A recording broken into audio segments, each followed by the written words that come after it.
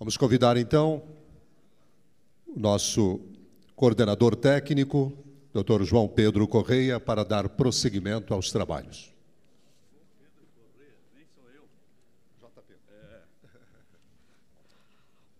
Bem, nós vamos, então, agora para a segunda parte do nosso programa da manhã, que é a interação dos painelistas brasileiros com o Eric Howard.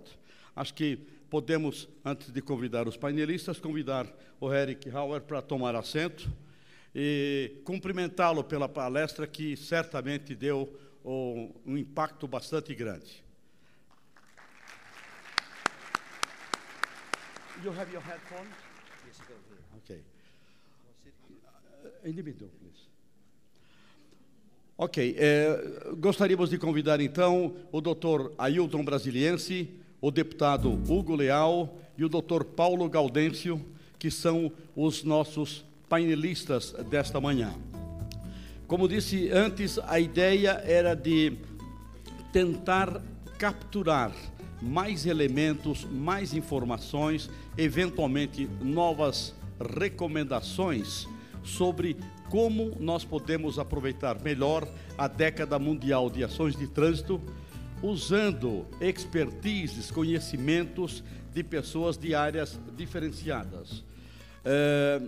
A ideia foi, então, pegar alguém ligado à gestão de trânsito no Brasil, alguém com uma vasta experiência, como o Dr. Ailton Brasiliense, ex-presidente do CONTRAN, ex-presidente do DENATRAN, presidente da NTP, da Companhia de Engenharia de Tráfego de São Paulo, enfim, uma pessoa que tem uma vivência extraordinária nisso e que pode comentar a palestra do Eric Howard a partir da experiência dele. Da mesma forma, nós gostaríamos de ter o envolvimento, a participação do deputado Hugo Leal. Do ponto de vista governo, o que a palestra diz para ele e o que a palestra recomenda para ele enquanto aparelho governamental, enquanto alguém que tem a responsabilidade de organizar, de, enfim, redesenhar, se for o caso, o trânsito brasileiro.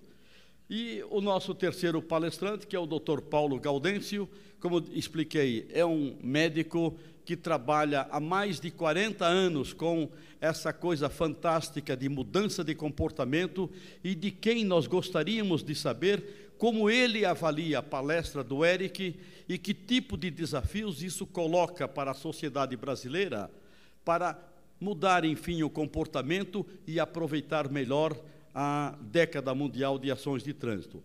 O objetivo para todos eles é responder esta pergunta: como melhorar, como aproveitar melhor a década mundial aqui no Brasil. Então, não há exatamente, eu não vou pedir para que cada um faça uma palestra, mas gostaria de pedir aos nossos painelistas brasileiros, primeiro, em pouquíssimos minutos, quais foram os pontos principais da palestra? 2, 3 ou 5 pontos essenciais da palestra, do ponto de vista de cada um de vocês. E depois, que perguntas vocês gostariam de fazer ao Eric Howard dentro do seu campo de atividade? Vou começar, então, pelo Paulo Gaudêncio, que não é necessariamente só porque é mais velho, mas porque também ele é um novo, digamos, no círculo da segurança no trânsito. Por isso, a sua opinião descompromissada nos parece muito importante. Paulo, por favor. Muito bom. Quando você telefonou e me convidou, eu não entendi nada. O que está chamando um psiquiatra? Agora eu entendi, viu? Entendi perfeitamente. Eu vou começar falando uma coisa de Platão. Como é que Platão vê um indivíduo ajustado, bem ajustado, um indivíduo educado? Ele compara o ser humano a uma carruagem. Cavalo é instinto, cocheiro é razão, rédea é vontade. Não deve amarrar a pata de cavalo. Cada cavalo, o cavalo é que leva o homem para frente, o instinto. Então, só que cada cavalo quer saber de si. O instinto agressivo quer bater, o afetivo quer estar junto, o sexual quer transar. Seria o caos se não fosse o cocheiro, a razão. A razão vê para onde o cavalo deve ir. E com as rédeas à vontade, ele leva o cavalo para o lugar certo. Tudo bem? Então, o ajustamento humano é simples. É o ser humano mandando no cavalo. Só que não tem um cara que é bem educado em casa, bem educado no trabalho e mal educado no trânsito. Não tem. Ou ele manda no cavalo ou não manda. Certo? Se ele não manda, ele é mal educado. Certo? E o que ele mostrou na palestra é que a gente tem uma falta de educação no trânsito horrorosa. Então, isso é uma coisa interessante, né? Por que os caras parecem educados? Se eu pegar uma barrica cheia d'água e uma ripa estiver quebrada aqui embaixo, a barrica enche até aquela ripa. O cara é educado naquele nível. Aqui é fingimento. Fingimento social, fingimento profissional. Ele não tem educação, certo? Segunda coisa, o JP devia chamar um teólogo também. Um teólogo. Já que gostaríamos chamou, de ter chamado muito mais gente até, mas infelizmente... Mas eu vou fazer o papel do teólogo. Você sabe por que cachorro entra na igreja? Porque a porta está aberta. É o meu pedaço teológico. Essas coisas acontecem porque pode acontecer. Porque a porta está aberta. E você mostrou que a porta está aberta mesmo. Como é que fecha a porta? Como é que se educa as pessoas? Eu acho que tem duas coisas que são essenciais. A primeira delas é o respeito ao coeficiente intelectual da pessoa. A pessoa precisa saber por que aquela coisa está feita. A segunda coisa é o respeito ao coeficiente emocional da pessoa. Se ele não fizer, ele vai ser punido. Tem que colocar limite. No caso do trânsito, ele vai ser multado.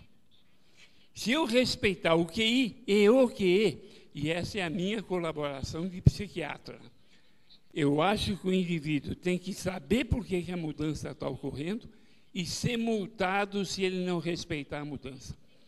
Eu vi que existe um orgulho enorme na faixa de segurança, no cinto de segurança, né? O esclarecimento, o respeito ao QI, fazendo com que o cinto começasse a ser usado. Se não fosse a multa, eu não sei se só o esclarecimento faria a coisa ser usada. Certo? Na hora que botaram uma multa lá em cima, cara, e alguns pontos da carteira que a gente perde, a informação foi aproveitada. E hoje, mais de 98% das pessoas usam o cinto. Quando começou o código, em 98, aconteceu exatamente isso. A multa tinha um valor, naquela oportunidade, extremamente alto, e o nível de infração diminuiu barbaridade. Por quê? Porque respeitou o QI e o QE.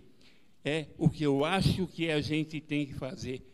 Eu gostei muito da palestra dele, mas tudo vai começar com uma mudança das pessoas. E mudança das pessoas só se houver esclarecimento e punição, certo? E essa é a minha pergunta, se você concorda que precisa ter uma punição. Would you agree?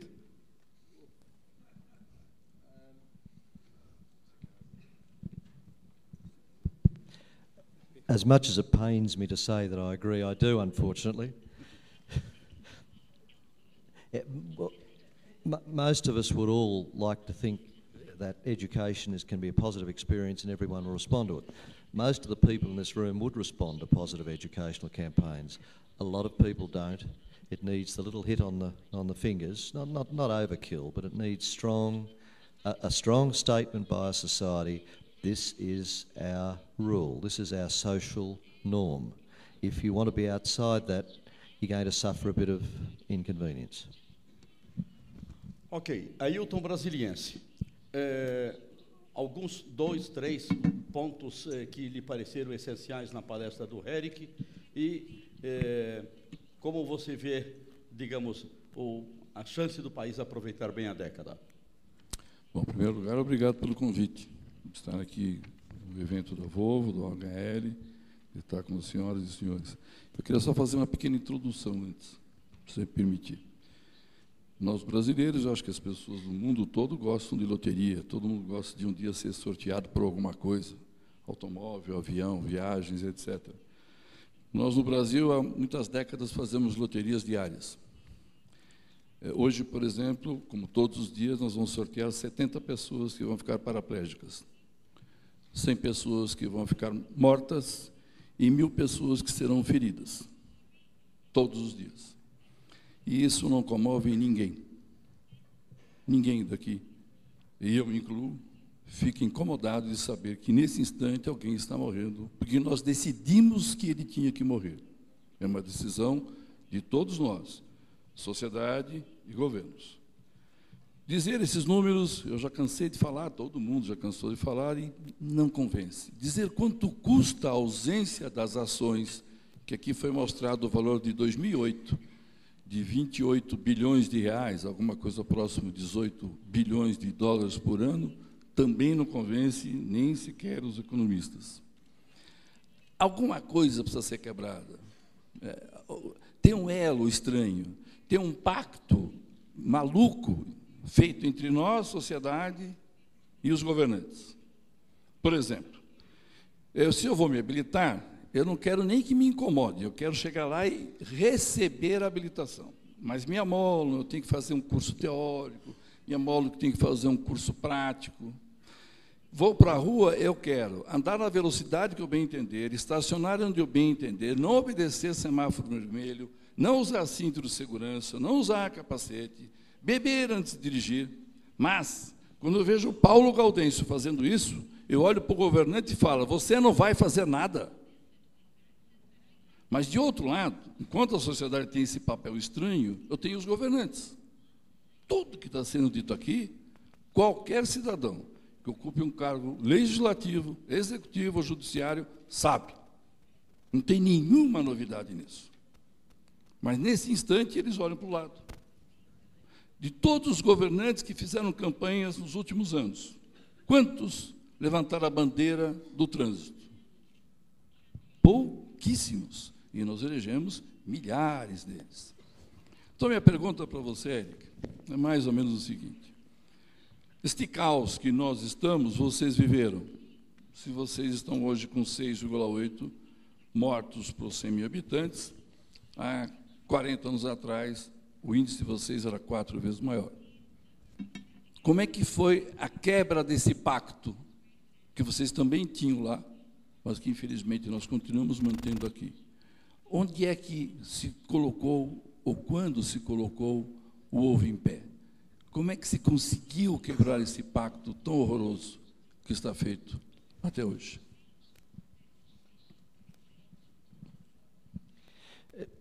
The improvement in our country hasn't been quite as dramatic as that, but it's been a series of steps, and it's interesting that every time the level of death would increase slightly and not continue its downward path, public demand for action would start to be heard. Victoria was the first place in the world to introduce seatbelt legislation in 1970. And it was done by a parliamentary committee based upon very good evidence and visiting crash sites with police by the politicians. And it's a great story. It was actually the members of that committee from both parties, government and opposition, who went over the head of their leaders in cabinet and shadow cabinet and convinced the party rooms in each case to support new legislation. It's an unusual story. But getting back to the point, I think that every time there's been an increase, there's been a demand for action. Now that shows that there is an underlying demand for improved safety.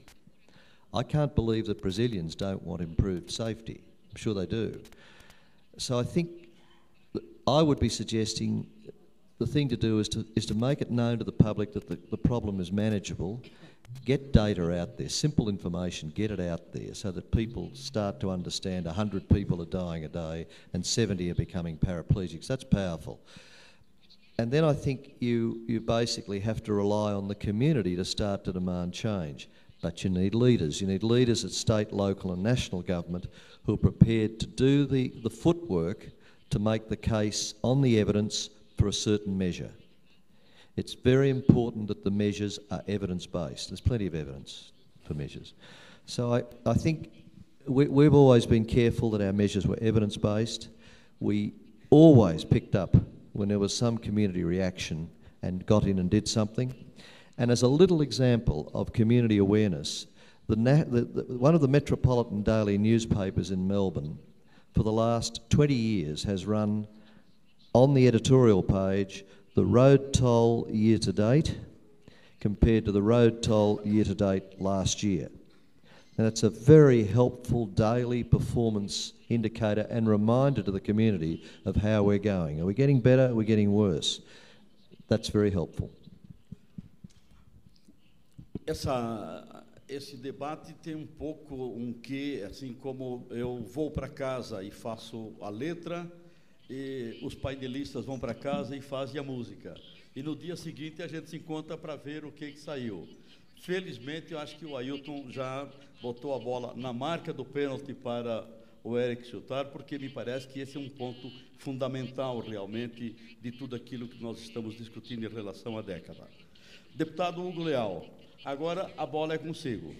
Quer dizer, deu para ver, pelas recomendações do Eric, que nós temos os deveres de casa muito extensos, muito desafiadores pela frente. Você é vice-líder do governo, deste governo federal, é presidente da Frente Parlamentar pelo Trânsito Seguro, é uma pessoa que está comprometida com o trânsito. Como é que você, enquanto deputado, enquanto representante do Congresso, viu a palestra do Eric? Quais são os pontos que você ressalta como fundamentais e que, eventualmente, primeira pergunta você faria para ele? Só gostaria de lembrar que, infelizmente, nós vamos ter que parar o nosso debate a 13h da tarde, de forma que nós temos ainda 1h e alguma coisa pela frente. Mas temos depois um monte de perguntas por parte da plateia. Então, nós vamos diminuir um pouquinho o nosso debate e diminuir também depois o debate com a plateia. Mas eu espero que, no final, nós tenhamos um rescaldo ainda bastante positivo. Deputado Hugo Leal.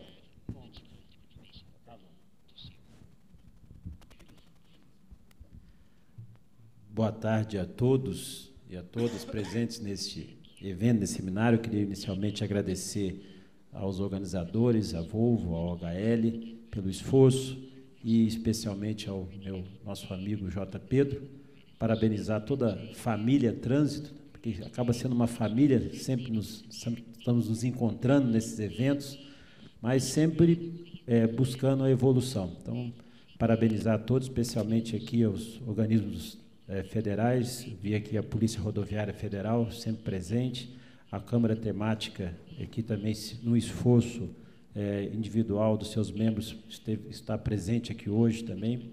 Queria destacar isso. É interessante, muito rica a manifestação do professor Edward, e a sensação que eu tenho, com todo respeito aqui, de uma forma eufêmica, é aquele programa de televisão que você tem, programa de receita, programa de culinária. Você tem todos os ingredientes, mas nem sempre com todos os ingredientes você vai acertar a receita que você quer. Você tem todos ali bonitos, espalhados na bancada da cozinha, e você vai ter que utilizar. Nem todos os que vão atuar ali são bons cozinheiros ou têm noções de culinária. Nem sempre, com todos os ingredientes à mão, a pessoa consegue acertar a receita.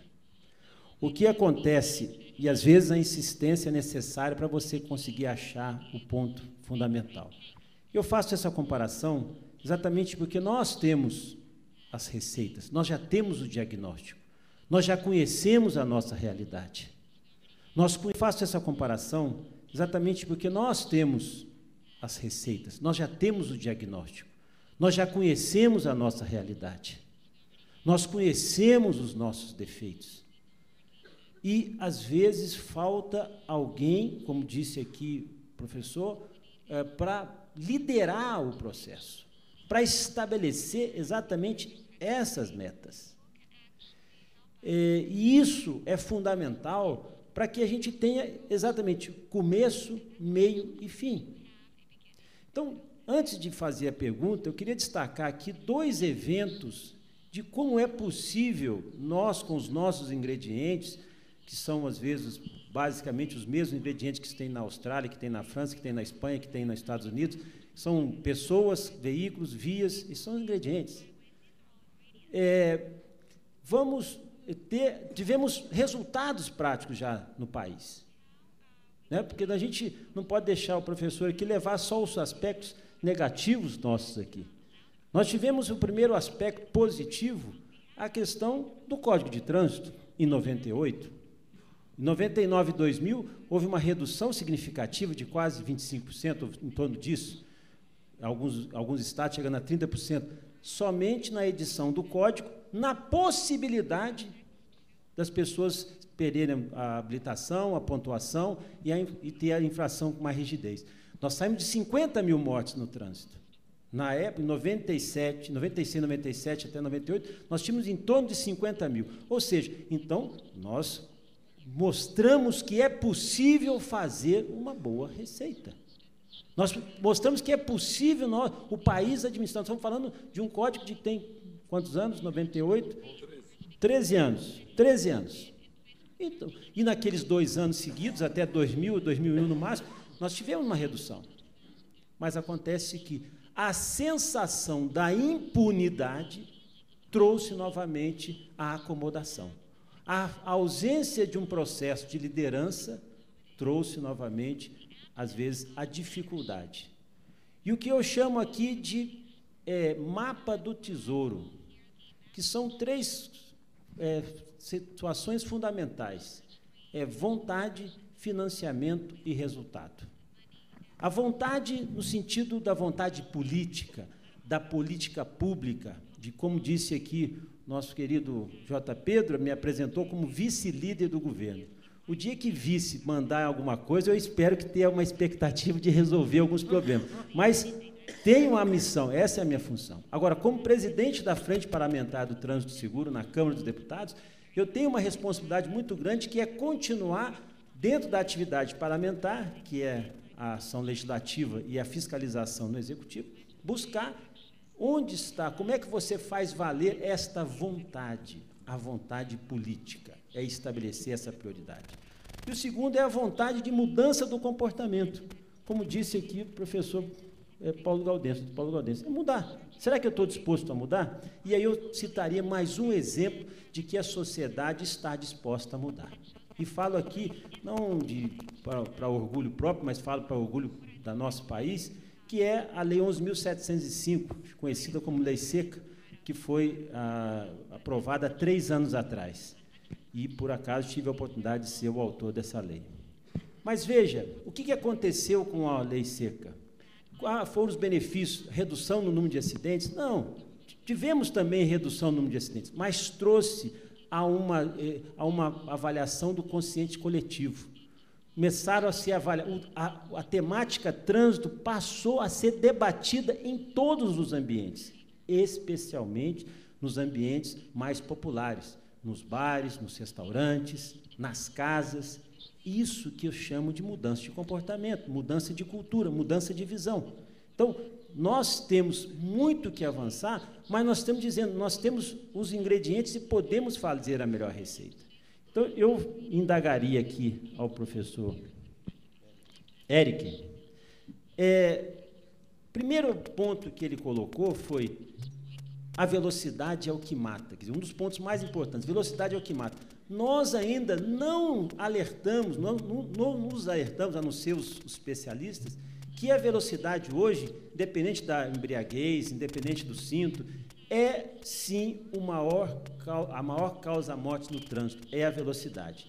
E como é que você estabelece essa cultura? Porque a cultura aqui está ao inverso. Todas as vezes que coloca uma aparelhagem eletrônica, um sistema eletrônico, uma fiscalização, parece que nós estamos querendo punir, somente punir o indivíduo, o motorista. Não, Temos que inverter essa lógica. Nós estamos colocando esses sistemas todos de controle para poder evitar mortes. É isso que tem que ser o discurso. Então, velocidade é o que mata, é elevar isso a uma categoria de conhecimento público. Eu acho como é que isso se deu na Austrália, como é que é a interpretação deles.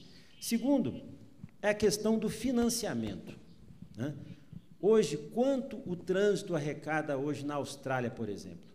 Quanto que só para dar dados aqui do nosso país, do Denatran, vamos citar só o Denatran, tomando por base só os 5% do que se arrecada do total de multas no país e mais 5% que se arrecada do seguro DPVAT, o Denatran deveria ter no seu caixa por ano em torno de 600 milhões de reais.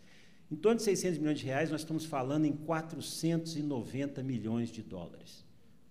E isso está acontecendo, isso é uma ocorrência. Então, o primeiro ponto é exatamente esse. Quem é que está liderando esse processo? Como vamos colocar isso em prática? Como é que é na Austrália?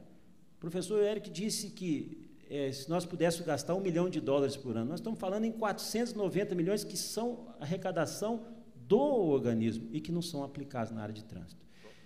É só no âmbito federal, eu não estou nem discutindo, até porque essa é a instância que eu fiscalizo.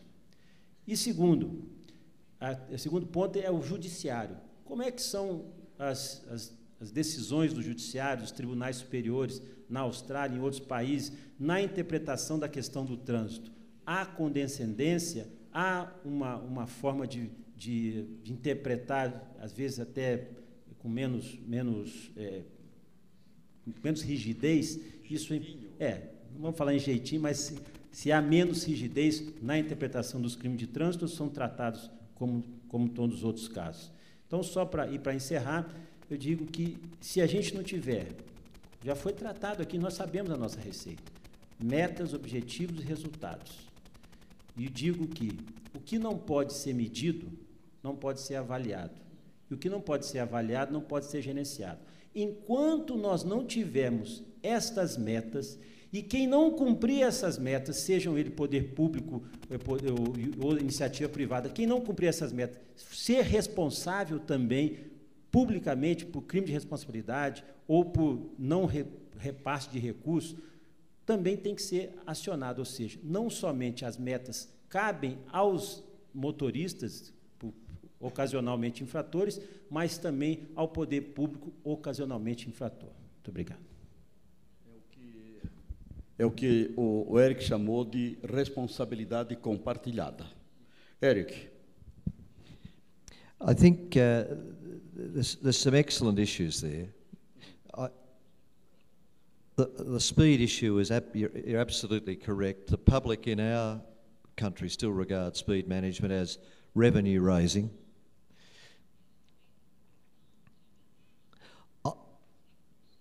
And they have no understanding of the lethal nature of small changes and increases in speed.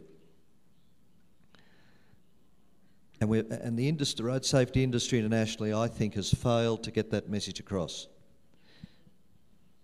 The harm caused by the few people travelling at very high speeds above speed limits is not as great in most countries as the harm caused by the bulk of the population travelling a few kilometres over the limit.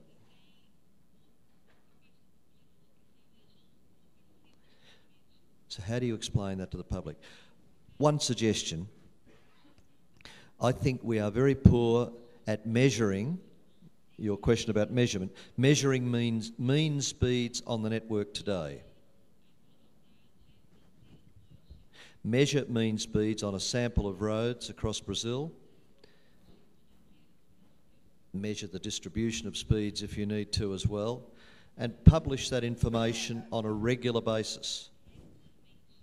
Because if the mean speeds are below speed limits, you only have to worry about the aberrant drivers, the ones way up on the end.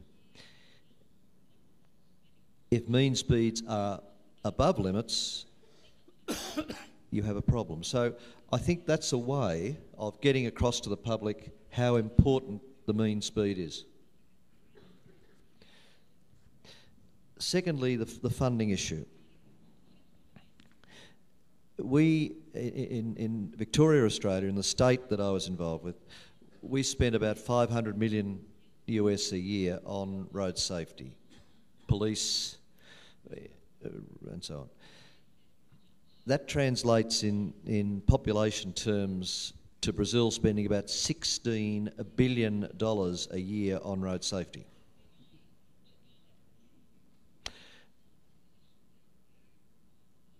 You can't do road safety on the cheap. The judiciary, they are a challenge.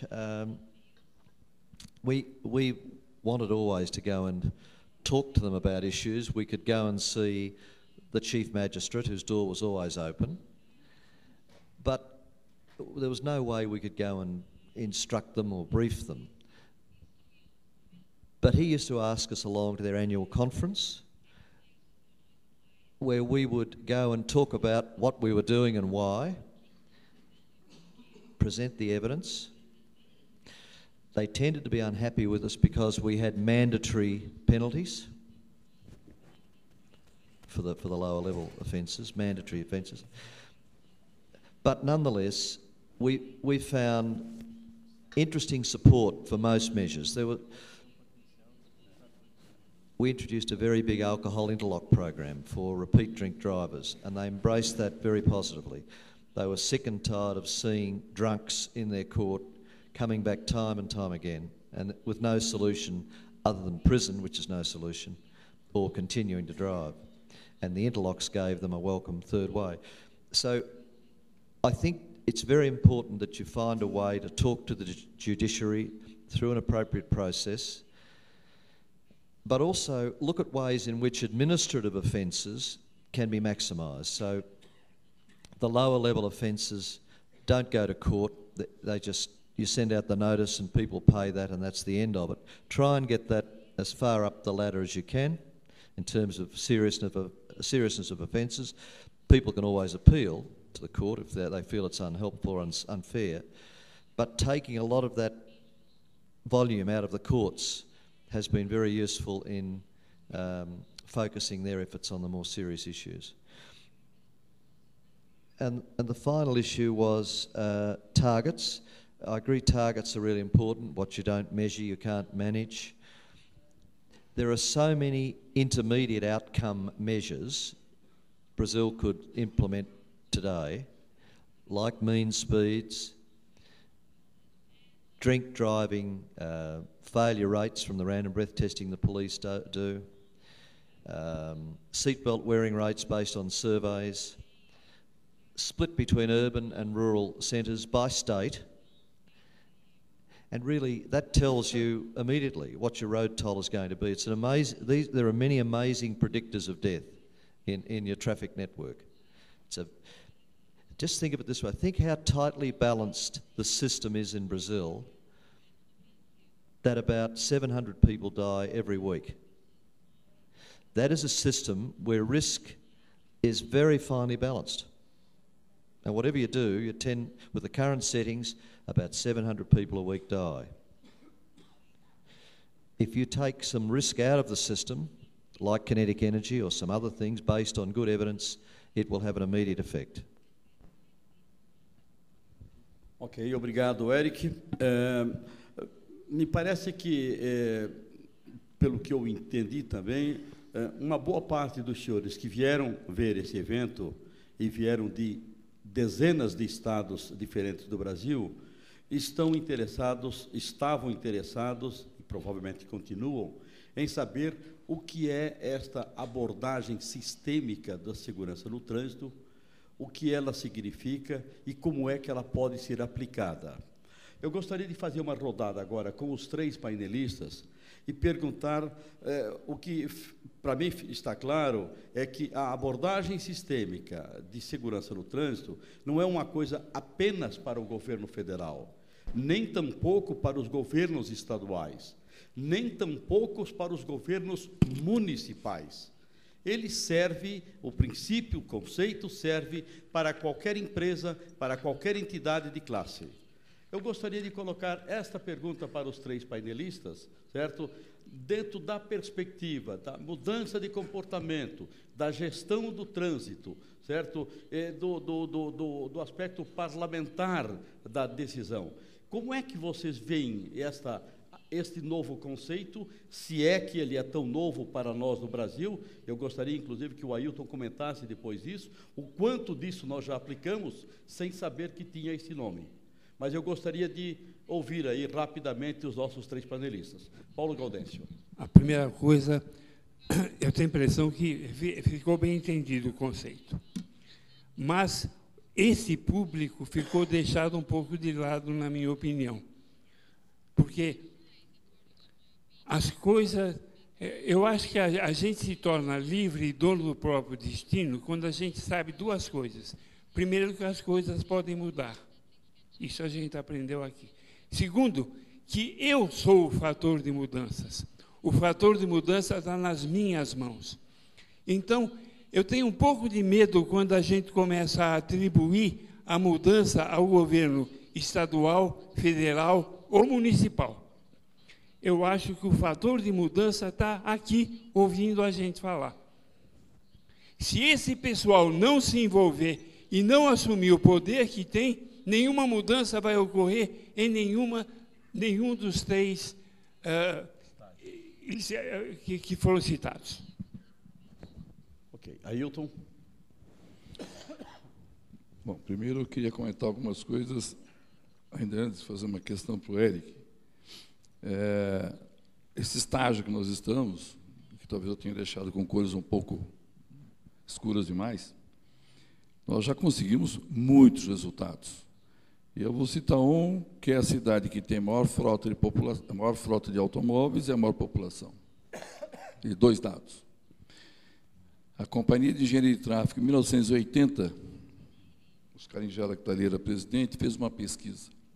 Como é que era o estado da arte, como é que era o comportamento do público e o comportamento das autoridades. Em 1980, em São Paulo, morriam 8 pessoas por dia, 4 pedestres. Traço com relação a bicicleta ou motocicleta. Os demais eram pessoas que estavam conduzindo ou sendo conduzidas em veículos. A população da cidade não chegava a 8 milhões e a frota era mais ou menos 1,5 milhão de veículos. 30 anos depois, a mesma companhia de engenharia de tráfego, na mesma cidade. Agora, não mais com 8 milhões de habitantes, mas com 11 milhões. Não mais com 1,5 milhão de veículos, agora com 7 milhões registrados. Há um número lá que circula.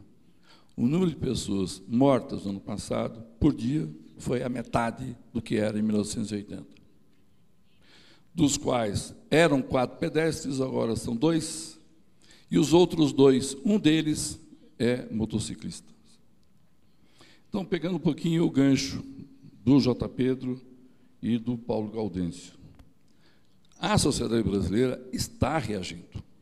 Numa outra pesquisa, mesmo a CET, que talvez seja uma média nacional, a cada ano, 3/4 da população dos condutores não recebe nenhum auto de infração. Nenhum. O que não significa que não cometam infrações, mas não tem auto de infração, portanto, não foram multados. 15% só receberam uma, o que já somando já temos 90%. Os demais, aquela minoria que tem opinião formada, entre elas e que eu posso tudo e você não pode nada, é responsável pelas mortes e por quase 4 milhões de multas por ano. Ou seja, aquilo que dependia da sociedade e dependia dos órgãos públicos está sendo feito a uma velocidade muito baixa. 30 anos para reduzirmos a metade. Nós temos os germes do que fazer. Quando você fala em atuação sistêmica, coisa que todo mundo trabalha, nós trabalhamos a educação, um pouco. Trabalhamos a engenharia de tráfego de veículos e de segurança, pouco. Trabalhamos a operação de trânsito, trabalhamos a fiscalização, trabalhamos o policiamento, fazemos campanhas. A somatória não está sendo suficiente para a mudança. A provocação do Paulo é que nós temos que cobrar o Hugo, como representante do Legislativo, os prefeitos que estão lá nas nossas cidades e que não têm no trânsito prioridade de governo, Os governadores, o representante do legislativo, os prefeitos que estão lá nas nossas cidades e que não têm no trânsito prioridade de governo, os governadores que são responsáveis pela habilitação e licenciamento, mas que somente alguns, e durante pouco tempo, realmente exercem o poder de fiscalização, o governo federal, o Hugo citou que caberia ao Denatran da ordem de 600 milhões por ano. É bastante. Mas 20 vezes mais estão nas mãos dos prefeitos e dos governadores, porque o Denatran só recebe 5%. Portanto, em termos de financiamento que se tentou fazer no Código, que foi carimbar recurso para tentar fazer algumas coisas, o Brasil arrecada 12 bilhões de dólares por ano, mais ou menos, 12 bilhões de reais, para traduzir para o Eric, mais ou menos 8 bilhões de dólares, o que não é tão pouco. E que, se tivesse colocado, nós teríamos uma situação muito melhor do que nós temos. Então, a situação, a avaliação sistêmica, J. Pedro, nós fazemos há muito tempo. O problema não está em fazer, mas em que qualidade, em que quantidade estamos fazendo. É evidente que, com esses números, são insuficientes. Mas, de novo, eu queria voltar para o Eric. Ele viveu isso há um tempo atrás, o país dele viveu, e eu continuo querendo saber como é que foi feita essa mudança. Se elegeu algum prefeito, algum deputado, algum governador, algum presidente. Será que aconteceu na Austrália o que aconteceu nos Estados Unidos? Um dia o Lyndon Johnson, que substituiu o Kennedy, e todo mundo sabe por quê, foi fazer um discurso dizendo que ele estava horrorizado, porque morriam 10 americanos por dia na guerra do Vietnã. Eu disse 10. Numa guerra. 10. Ele estava horrorizado. Um assessor dele olhou para ele e falou: você está preocupado com bobagem. Nós matamos 50 por dia no trânsito das cidades americanas. Aí o Johnson acordou e criou um gabinete de trânsito do lado dele. E hoje os Estados Unidos têm um índice que é na ordem de 12, mais ou menos. Estados Unidos tiveram, ano passado, 32 mil mortos. Foi o menor número desde 1950. Com uma frota 4 vezes maior que o Brasil. Uma frota de 200 milhões de veículos e uma população de 300 milhões de habitantes. Então, primeiro, eu queria saber se você tem o endereço do assistente Lyndon Johnson. Se você tiver, por favor, nos forneça. Ele pode falar português ou não, a gente dá um jeito. I was a university student when he came past our university in Australia, and one of my classmates actually threw paint on his car and ended up doing his exams in prison, but that's a long time ago. I think governments ebb and flow, but our experience has been that when figures have plateaued for some time or have tended to go up, there's a strong public reaction against that. People won't accept that their risk of being killed is increasing. They're not knocking the door down to drive it down to low levels, but they get very nervous about it not decreasing. For that reason, often when there are changes in government, the new government will come in with a will to do something about traffic safety, and we see that time and again. So every second election or every change of government, for the second time, you'll tend to get some movement. I think the big driver, though, is the community and the professional groups, the surgeons, the transport professionals, the health professionals, who all understand this firsthand and usually have very good links to the media. So I think the solution, we see the solution as being with the politicians, and of course it is. They've got the power, that we've put them there to make decisions on our behalf. But the real power is with the people themselves, and talking to their elected representatives and saying, we want some action here, this is important. How does that happen? It happens by people like yourselves providing information to the community. Some of that simple information you just talked about. You mentioned the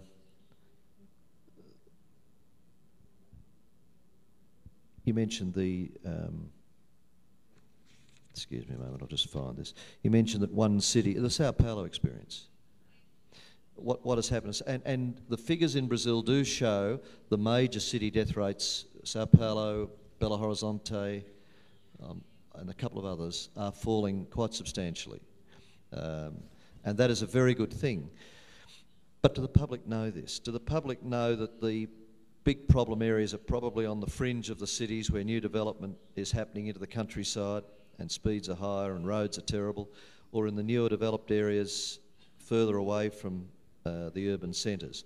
I don't know the answer to those things, but surely someone in Brazil should find out some of that detail and tell the community what's happening. You need to know. You don't have the data at the moment, and if you had the data, you could very quickly form views about what might solve the problem.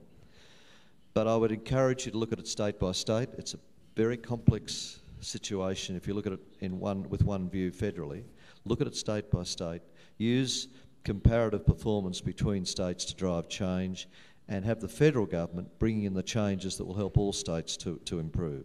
Tell the community what those facts are. How Sao Paulo is doing well in its pedestrian safety. We don't do that in road safety, and it's to our detriment. Ok, obrigado, Eric. Eu só queria lembrar que ainda sobre esse aspecto do envolvimento da determinação governamental, a palestra de hoje à tarde do Dr. Peri Navarro Oliveira vai deixar realmente bastante gente com a pulga atrás da orelha de como é que se faz isso. Hugo, seu comentário. Alô. Não, acho que ficou muito claro aqui na manifestação do professor Eric, exatamente o que nós já havíamos falado. O que eu acho que, mais uma vez, a gente tem que trazer aqui à luz é essa questão desses resultados. Desses resultados nós temos atualmente. E o Ailton falou uma coisa importante, que foi aqui debatida pelo professor Eric, que é a questão do seguinte: hoje a acidentalidade mudou de espaço. Não estão acontecendo a acidentalidade nos maiores centros urbanos. A realidade nossa é que a acidentalidade está acontecendo nos médios e pequenos conglomerados urbanos, nas pequenas cidades e médias cidades. Atropelamentos. E uma outra questão, isso eu gostaria também de ouvir uma opinião do professor Eric, é a questão das motocicletas. A maior realidade nossa aqui hoje, que o que mais colabora com a acidentalidade hoje no país, um dos itens que mais colabora é a questão da motocicleta, né? Houve alguma ação específica com relação a motocicletas na Austrália ou não é uma característica?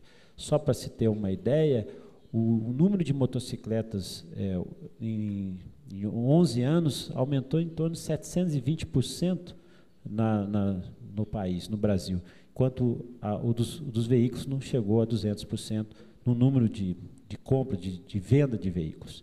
Então, nós estamos vivendo uma realidade que isso acontece hoje. Os maiores acidentes acontecem hoje, quer dizer, os acidentes mais fatais acontecem nos pequenas e médias cidades, por atropelamento ou, às vezes, por acidente de moto, aí envolvendo pequenas cidades, médias cidades e grandes cidades. E é isso, esse é o diagnóstico, nós temos diagnóstico. O que é preciso fazer? Onde estão ocorrendo os acidentes e quem são responsáveis por aquele acidente ter acontecido? Além do motorista, além da via, além da sinalização.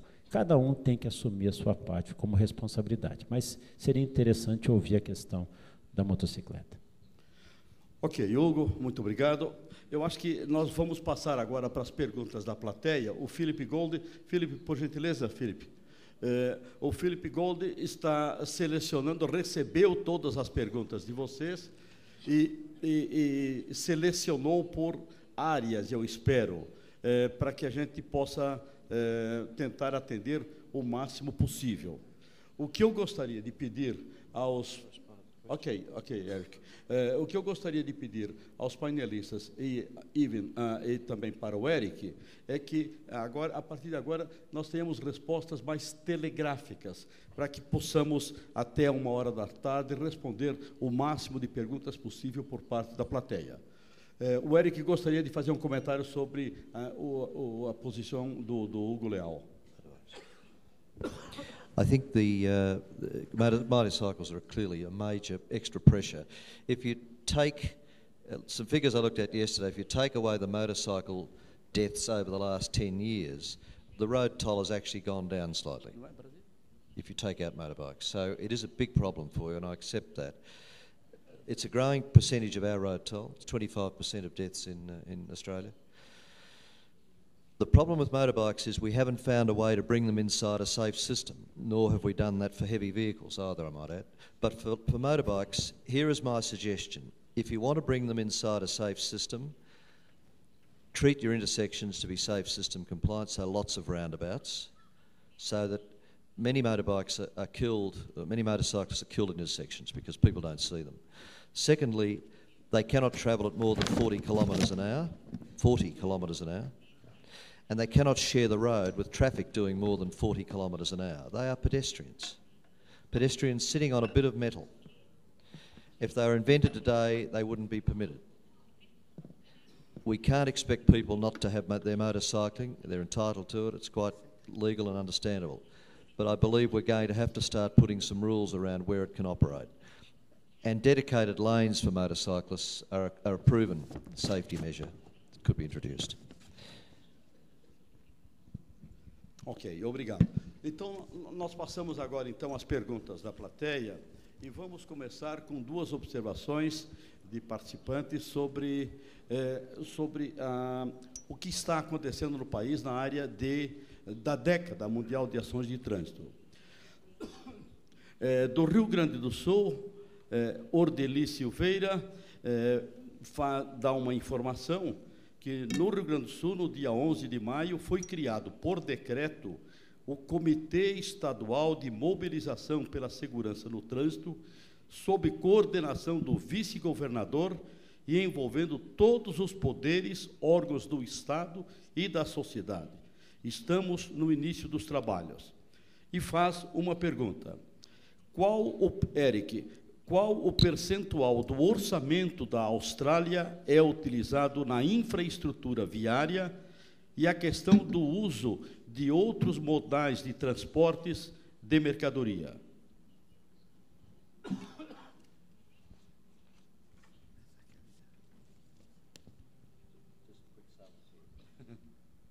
Ele está fazendo umas contas ainda aqui. Look, I'd have to claim that I'd need to check these figures, but it's something like 6 to 7% of the budget would go on highway construction and some maintenance. So we believe it's far too low, but that's about the percentage. And like Brazil, Australia has great long distances. We have few people, but you have areas like that as well. We need good infrastructure. I'm sorry, what was the second part of the question? The second point was e a questão de outros modais de transportes ou mercadorias. Well, it's a massive debate in Australia as well, but we've just built a railroad from up the centre of the country to Darwin to facilitate exports to Asia, and a railway is being planned from Melbourne through the outback of the eastern part up to Brisbane instead of going through Sydney. Rail has been privatised and passenger services still exist, and freight is growing in importance. So we should have more on rail, but we haven't been good enough to get organised to do it. But the private sector is making good gains in the rail freight area. Ok, a segunda observação sobre a década veio do Ronaldo Alves, aqui de Brasília, assessor parlamentar da Câmara Legislativa do Distrito Federal. E diz que convido aos interessados a participar dos grupos de trabalhos que irão redigir o plano de metas de redução de acidentes no Distrito Federal. será o projeto de lei que tramitará na Câmara Legislativa e, se aprovado e sancionado pelo governador, incluirá o DF nas ações da década de 2011 a 2020. Ele não faz uma pergunta específica, apenas menciona este fato que é bastante importante também. Pergunta de Rodrigo de Brasília, engenheiro, sobre fiscalização. Atualmente, a legislação brasileira proíbe que os radares de velocidades fiquem escondidos. Qual é, na opinião dos senhores, o impacto desta norma? Resolução do COTRAN 146. Começo pelo Eric. There's a very good piece of research in New Zealand in which they evaluated the effects on speeds of covert mobile camera use compared to overt use, where you had coloured vans and signs and so on. And there was a 15% lesser effect with the overt cameras compared to the covert cameras. We use covert cameras extensively in Victoria. People don't like it, but it's that shift in public behaviour in which we're saying, we just don't want you to slow down where cameras exist. We want you to meet comply with the speed limits everywhere. And I can't see the intellectual weakness in that argument. Comentários, Paulo Gaudêncio, Ailton, Hugo. Eu posso comentar. Há um equívoco no Rodrigo. A resolução 46 não esconde radar. Aliás, não faz o que a resolução 214 desfez do que estava feito no 46. O que foi feito na resolução 46, desculpe, eu preciso explicar isso, porque fui eu que assinei essa resolução. Ficava explícito o seguinte: eu só posso colocar radar numa via sinalizada. Portanto, todo cidadão, ao entrar numa via, ele tem que saber exatamente quais são os limites de velocidade. Limite superior, não inferior de velocidade. E, em havendo alteração dessa velocidade, a partir do ponto em que começa a alteração, há uma distância mínima para que o radar possa ser colocado, para que o cidadão possa fazer o acompanhamento, a redução da velocidade. E isso está claro na resolução 46. Posteriormente, por uma interferência direta do ministro, essa resolução foi alterada e está o que está colocado desde a resolução 214. Ou seja, só existe radar, só é válida a aplicação do radar se ele estiver acompanhado de uma placa dizendo onde ele se encontra. Que eu saiba, essa medida é única no mundo. Eu não conheço nenhum país do mundo em que faça esse tipo de coisa. Portanto, o objetivo da resolução era dizer o seguinte: o senhor tem que, para dirigir, o senhor tem que estar atento a todas as normas de trânsito. No caso da velocidade, saiba que a sociedade entende que todos precisam ser monitorados com relação à velocidade, para que o senhor continue vivo e respeite a vida dos demais. Na minha opinião, há um equívoco brutal nessa mudança que foi implantada no Brasil. E talvez esse seja um dos motivos da manutenção ou aumento do número de acidentes por excesso de velocidade no país. Hugo, se você concorda com o Ailton, o que pode ser feito para reverter? Não, eu concordo. Eu acho que isso é uma situação que já foi até debatida, foi objeto de um decreto legislativo na Câmara dos Deputados para poder suspender a resolução. Eu acho que isso é um dos itens que está na cesta de ações para a solução.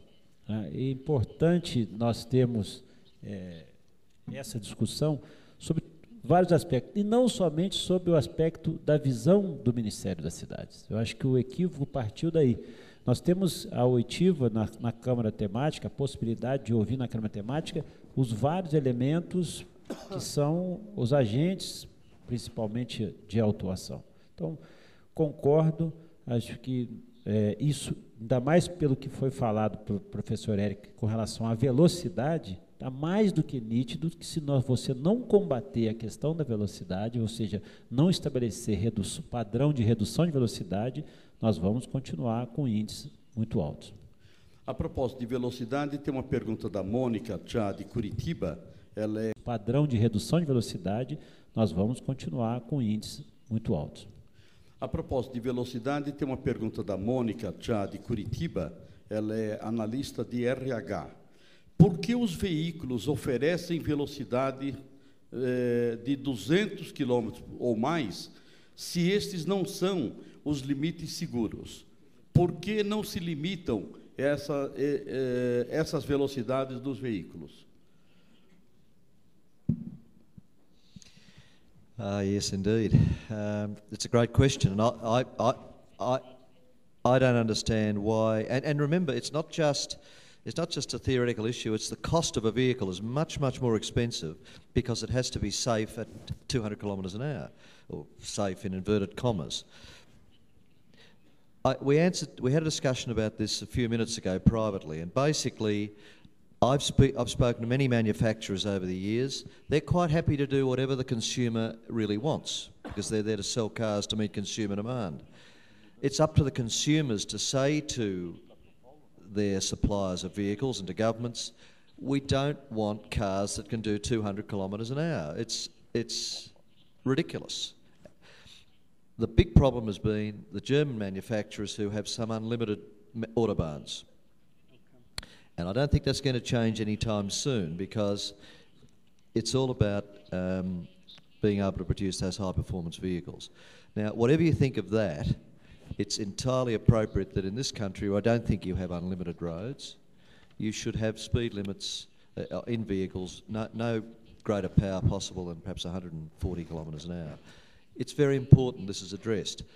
The car manufacturers rely heavily on power and performance to sell vehicles.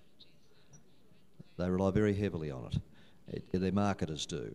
But technically, you're quite right, it shouldn't be the case, and the days of unlimited roads have gone. We ought to see some change happening, but it's got to come from here. It can't come from governments, because the industry will just beat them to a pulp. It's got to be the public pressing governments and pressing industry to change. Can I just quickly say, we tried to get electronic stability control into Australian-produced cars in about 2004, and we hit a brick wall. And international manufacturers were bringing cars into the country without those features, even though they were standard in Europe or Japan. We went to manufacturers and said, we want this. They said, well, we're not prepared to do it. We said, okay, the government will only buy vehicles from 2 years' time that have got it. One manufacturer agreed, the rest followed quickly. It's now just a standard provision. The power of consumer demand, in that case it was government fleets, but the power of consumer demand mustn't be underestimated and has to be nurtured. Go and talk to people in your community about that issue and see what you can get to happen. Hugo? Eu acrescentaria, né, do próprio consumidor, que vem buscar exatamente um veículo de maior potência. O consumidor quer uma potência, que é maior potência.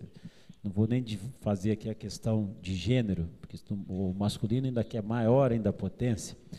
Mas o que leva esse consumidor a pedir à montadora, desejar um carro de maior potência, é o mesmo desejo que ele tem quando vai comprar um veículo, e é oferecido agora, não que o país, no Brasil agora é obrigatório, mas era oferecido para ele, você quer um veículo com um som potente, com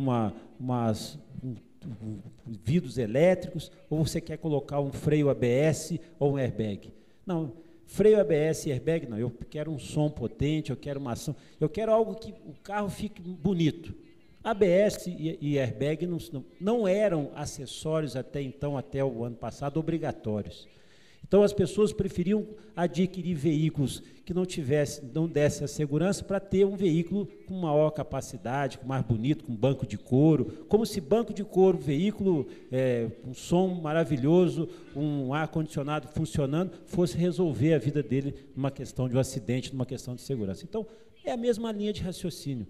O veículo que vem com 200 km por hora, vem porque a própria manifestação da vontade do consumidor.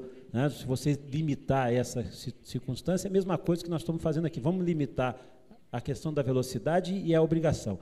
E é o mesmo, guardadas as devidas proporções, é a mesma pergunta que a gente tem que fazer. Por que a gente vende cigarro? Qual o benefício que ele traz? Entendeu? É uma outra pergunta, a gente sabe que faz mal, sabe que dá doença, sabe que causa isso, mas continua vendendo cigarro. Ou seja, guardadas as devidas proporções, são perguntas que nós temos que fazer a nós mesmos e, obviamente, as instituições públicas, o governo, tem que responder como que nós podemos evitar isso. Paulo queria fazer um comentário? Eu queria, assim, é que todo mundo está falando que o consumidor deveria falar para o vendedor. Ele já está falando. E está falando que ele quer um carro que anda a 200 km por hora ou a 220 km por hora. O trabalho tem que ser feito com o público. O público é que tem que mudar de mentalidade, para que ele possa vir a pedir um carro que ande a 160 por hora. Ok. Can I just add to that? You're absolutely right, and I thank you for that observation. I think, does Brazil run television do the Brazilian state governments or federal government, through the road safety agencies, run television advertisements that promote 4- and 5-star cars, the importance of them? Does that happen at the moment? Do it, because it changes behaviours very quickly. You're quite right. There has to be a stimulus for people to understand why they need to ask for something else. It's very important you do that. One quick thing, J. Pedro, if I can.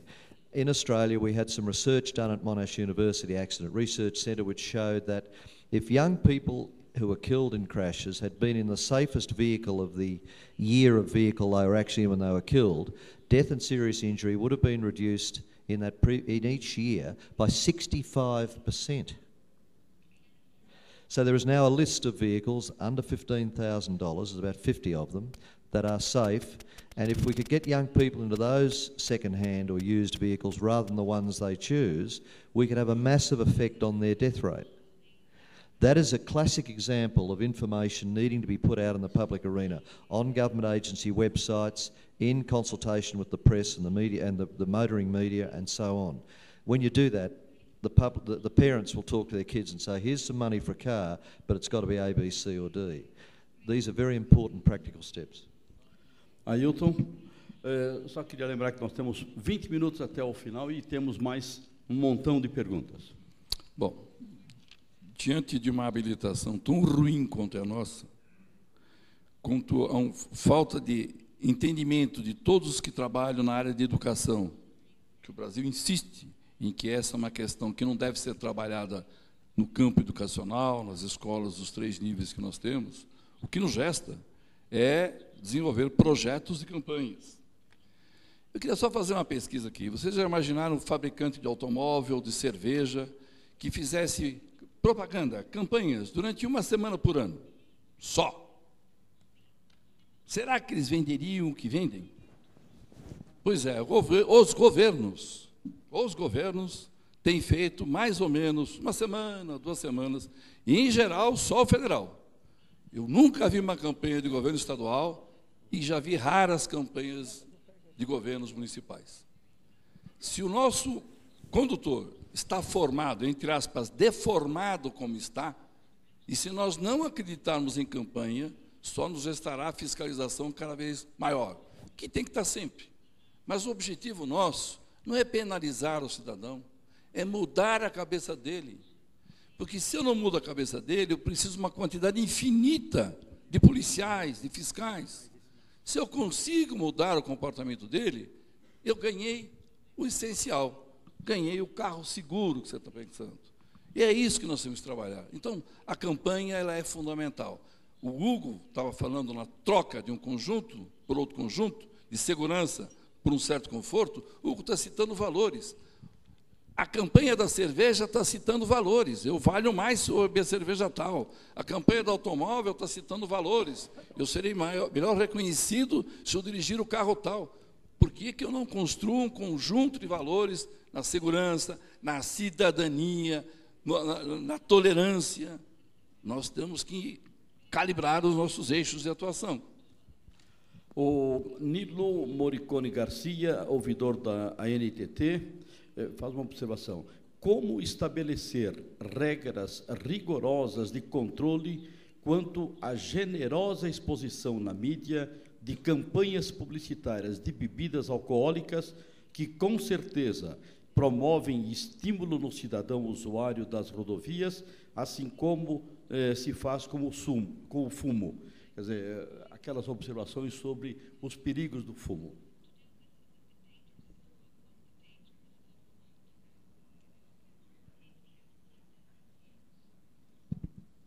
I suffer from the fact that I don't know what you've done with your campaigns, but look, I agree with the comments you've just made about good campaigns. Good enforcement is essential, but only works when you've got really good campaigns that tell the good people why you're doing what you're doing. And in my patch, we have continuous campaigns. Every night there'd be 2 or 3 road safety campaign advertisements on each television channel, every night of the year. And one campaign might run for 3 months, then another, and so on. So that's extremely important. And I'd encourage you, obviously, to do a lot more, because that makes it front and centre of barbecue discussions. Há um ponto importante nessa questão de campanhas, que é a seleção das agências publicitárias que fazem as campanhas, principalmente em nome do governo. A gente sabe muito bem que a maioria ou uma boa parte dessas agências é escolhida em função do comprometimento, do envolvimento nas campanhas eleitorais. E como pagamento, então, fica com a conta daquele órgão governamental e desenvolve as campanhas à luz do interesse, à luz do bom senso do publicitário, e nem sempre levando em consideração a importância que isso tem para a sociedade. Acho que este é um papel também que pode ser de fiscalização, que pode ser também exercido pela sociedade, como foi falado pelo Paulo. Uma pergunta do Alexandre Parker: como funciona a inspeção veicular na Austrália e como isso pode reduzir o número de acidentes? A Austrália tem uma inspeção veicular implementada?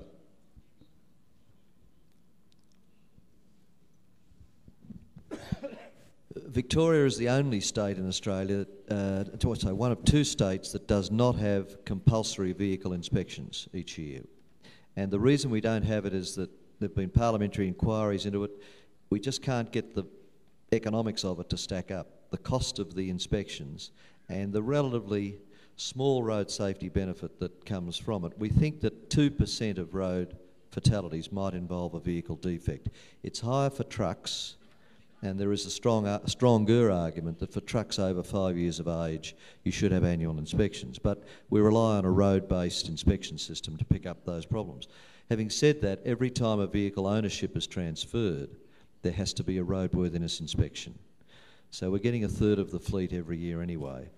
But trucks are an issue, and in this society I think that's certainly the case.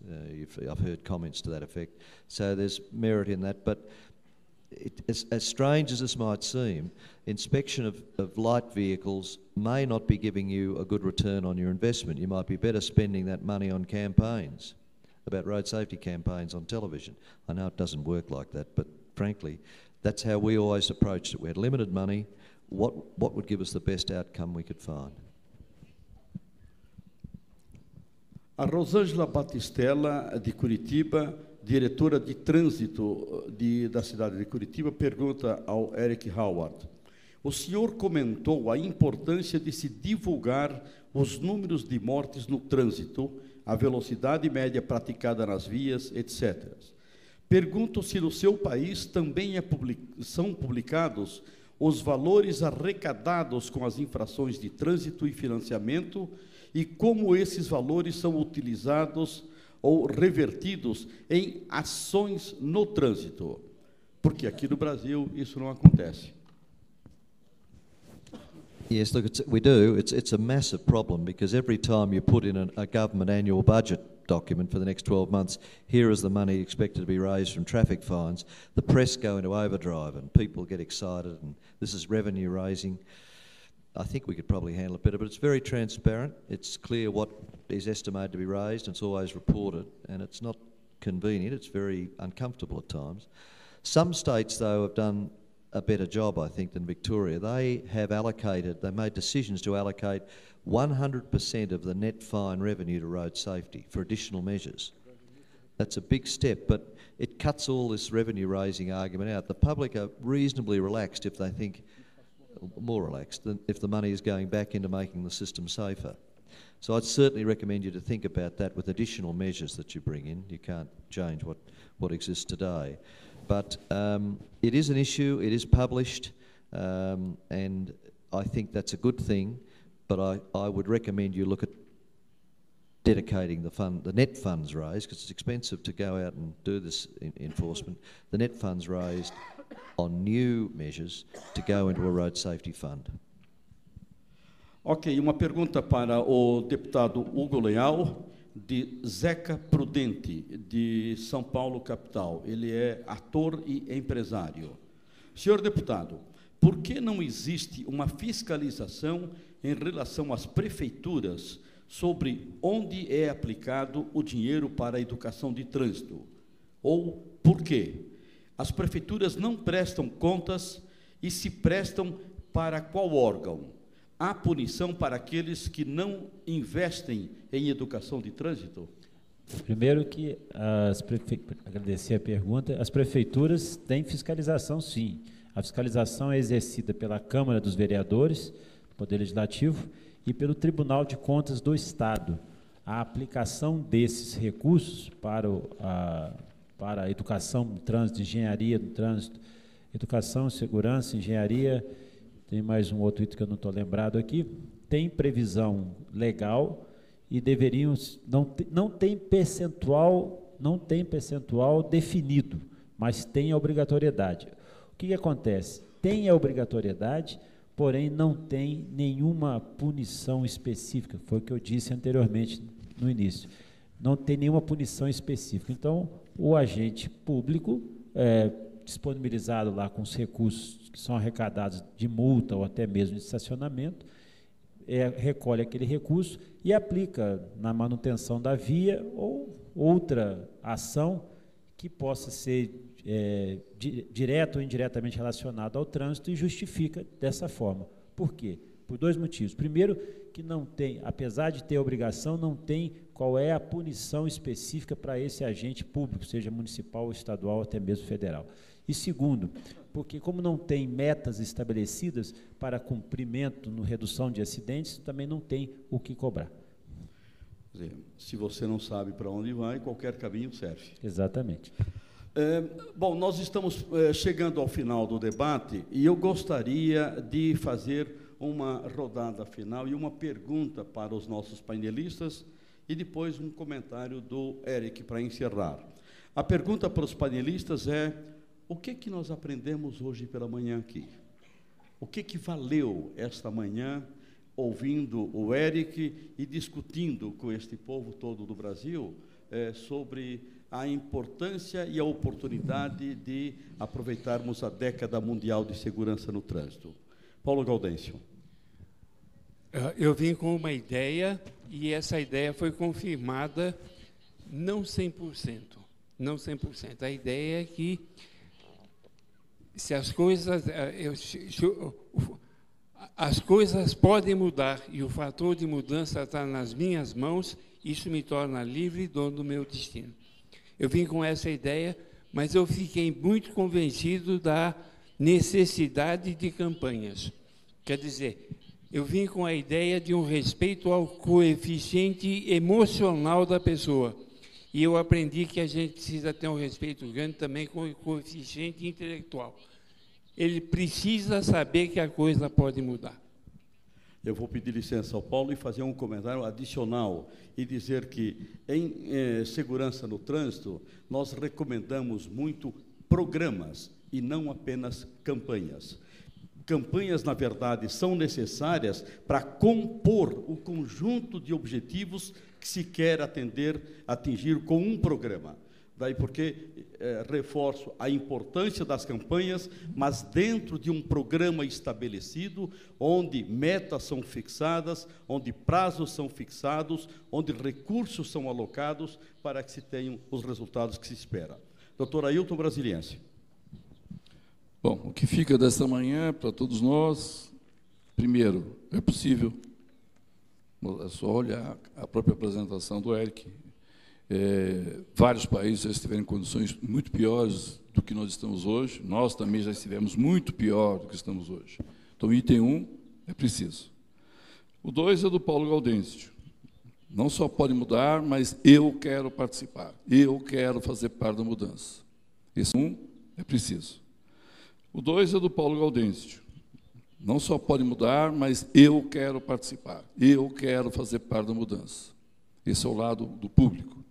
O lado do governo, dos governos, quais os programas que estão sendo feitos, que foram feitos, que têm sido analisados, que têm sido qualificados, quantificados, e que têm permitido atingir determinados patamares. Nós não daremos saltos grandes, porque é impossível. Mas nós temos que saber que é possível dar saltos menores, positivos, sempre. E, depois de tudo isso, é fundamental trabalhar a questão das campanhas também. A campanha ajuda a construir valores. Se isso não fosse verdade, nós não teríamos propaganda de coisa alguma sobre qualquer produto. E reitero meu obrigado pela participação de hoje.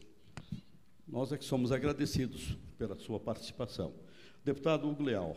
Bem, rapidamente, acho que muito foi falado aqui, mais uma vez agradecer a oportunidade desse debate, dessa oitiva, aproveitar o professor Eric Howard, e dizer o seguinte, o que nós aprendemos essa manhã, mais uma vez, repisando os fatos, é que é possível realizar as ações. Nós temos aí uma década, ou seja, nós temos a oportunidade de, em 10 anos, apresentar um resultado. Temos que nos esforçar para isso. Como diz o professor Gaudêncio, nós temos que nos envolver diretamente, não só os agentes públicos, mas toda a iniciativa privada e nós como um caráter pessoal também. Então, é possível. O Brasil já deu demonstrações na Organização Mundial da Saúde que é capaz de fazer campanhas de redução de mortes em vários temas, especialmente no DST-AIDS. Nós temos um dos melhores programas do mundo em redução de DST-AIDS. Nós temos programas de redução em várias outras da mortalidade infantil. Não é possível, que o Brasil não consiga estabelecer isso como prioridade. O que nós temos de positivo dessa manhã e o que já vem da semana do lançamento da década é que o envolvimento direto do Ministério das Cidades e do Ministério da Saúde. Nós estamos agora, obviamente, trabalhando na ampliação disso com o Ministério da Justiça, através da Polícia Rodoviária Federal e do Ministério do Transporte e a ANTT. Ou seja, nós temos vários organismos. O que é importante é que nós estabelecemos para esses vários organismos uma política única de segurança no trânsito, uma política única de redução de mortes. Nós, na Câmara, estamos fazendo nossa parte, que é a aprovação do Plano Nacional de Redução de Mortes no Trânsito. Isso será colocado. Agora, cabe a cada um fazer a sua parte. Então, não tem grandes, infelizmente, não temos aqui a solução mágica. O professor Eric não trouxe aqui a solução mágica, trouxe os objetivos das possibilidades. Nós temos isso. O país tem isso, tem essa possibilidade. Obviamente, precisa alguém chegar do lado da nossa presidenta, nós estamos insistindo nisso, dos outros atores, e dizer, olha, não se preocupe só com a gripe suína, não se preocupe só com outros tipos de doenças que estão matando pessoas. Preocupe que nós estamos perdendo em torno de 100 brasileiros por dia no trânsito. Essa, sim, é uma grande calamidade pública. Então, alguém que acorde e veja que esse passo precisa ser dado.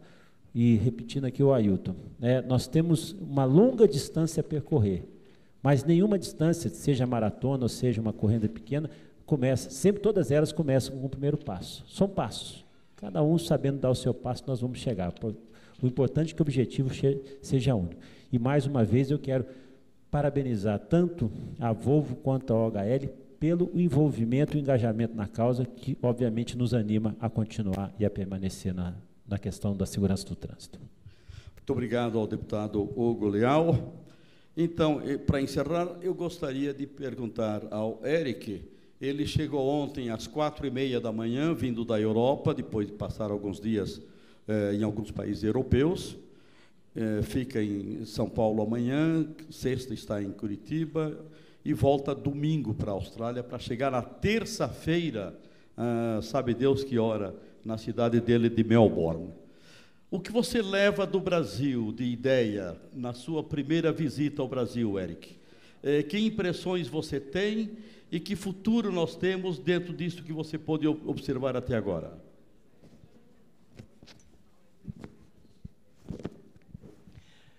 Well, I think the first thing I should say is the hospitality has been absolutely fantastic, and I'm very grateful for that. And I hope to get home, Chilean volcanoes permitting, because Melbourne Airport has been closed, I gather.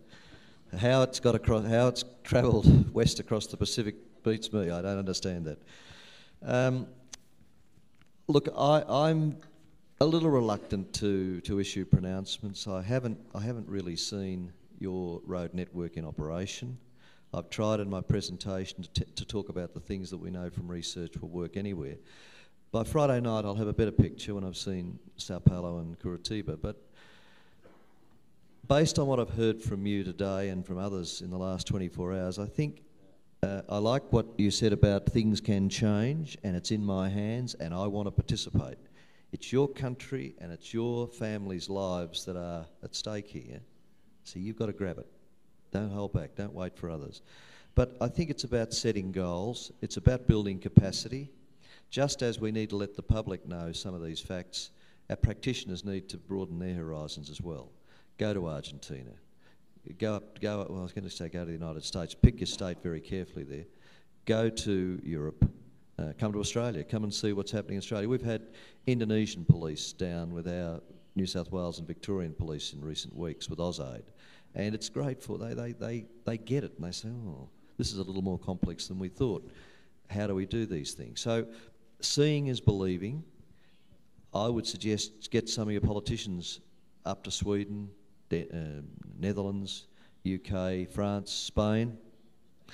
Get them on a plane to Australia. Get them to see what can be done because that helps. It removes a lot of the problems. Transparent information is crucial. Put as much information out there as you can about comparative expenditures by cities and by states. You can ask the cities to tell you what they're spending on road safety. Someone can readily set up a website that says, Sao Paulo told us this per head, Rio de Janeiro said this per head, Curitiba told us to go and get lost. You know what I mean? You don't have to have all the answers, but whatever you do, it will put pressure on other cities to put the information out there. The citizens of Brazil deserve to know the facts. Don't settle for anything less. Information on safety as it relates to private investment decisions. I've talked about vehicle purchase, second-hand car selection for young people. That's private investment decisions Brazilians are making. That sort of information should be available. And yet there are plenty of websites we can make available on the presentation, I think, that you can look at in other countries to see how that is done. It's really powerful and it works quickly. Intermediate measures I've talked about, publish those. Mean speed, seatbelt wearing rates, helmet wearing rates, alcohol test failure rates, and another set of measures that's very important, not so much for the public, it's not feasible, but measures that are reported within government. How many hours of enforcement the police are doing on alcohol or on speed, how many black spot locations the Road Authority is treating this year, how many lengths of highways the Road Authority upgrading to improve its safety condition, and so on. There are many, many things that government should expect information from its staff. Staff need to understand what's possible before they can do that. I think there is an enormous amount you can do. One of the good things about being in a bad position, relatively, is that there's plenty of upside. You've got the will, you've got the intelligence and the the general interest in doing this, I think, to make a big difference. And I really think you could make a very rapid difference within a year or two if you turned your mind to it. How do you turn your mind to it? Well, I've said all I've got to say on the matter. It's up to you guys now. Ok, muito obrigado ao Eric, muito obrigado ao Dr. Paulo Gaudêncio, muito obrigado ao Ailton Brasiliense, muito obrigado ao deputado federal Hugo Leal, muito obrigado ao Philip Gold, que nos ajudou na seleção das perguntas e que, na medida do possível, nós tentamos apresentar.